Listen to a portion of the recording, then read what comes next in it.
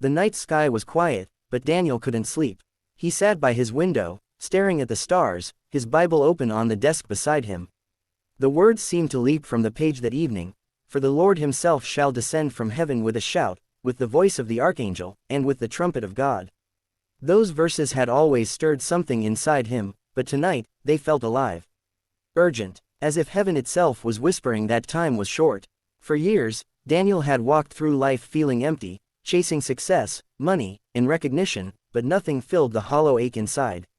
The news filled his television with chaos, wars erupting across the world, nations rising against nations, famines and earthquakes in strange places. He used to brush it off as coincidence. But then he remembered Matthew 24, where Jesus had warned, "These are the beginning of sorrows."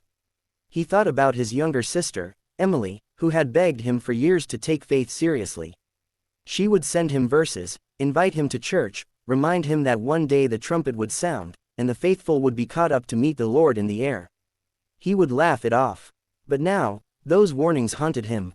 Earlier that week, something strange had happened. Daniel had seen a viral clip online, people around the world reporting mysterious trumpet-like sounds echoing from the skies. Videos from Jerusalem, New York, even remote villages in Africa, all the same eerie, booming sound. Some dismissed it as hoaxes or science experiments.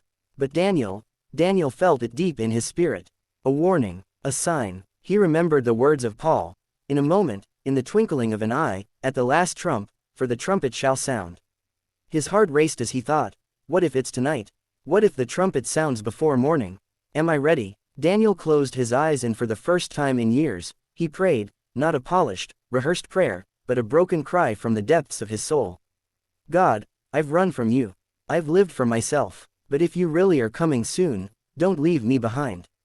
Forgive me, save me. As tears streamed down his face, a strange peace settled over him, like the weight of years of sin and regret was lifted in a single moment.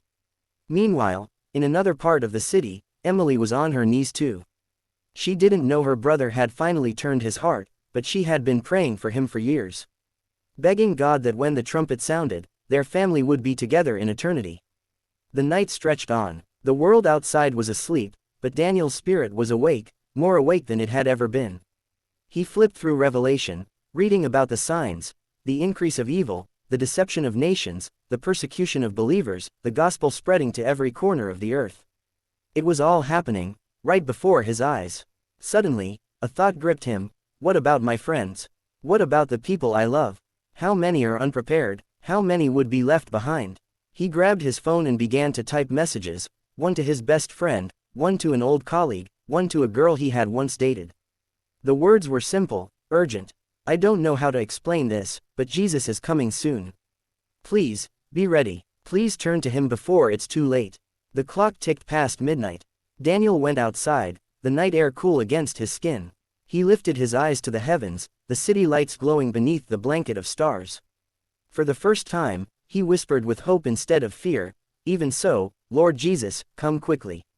And in that moment, it no longer mattered whether the trumpet sounded that night or years from now.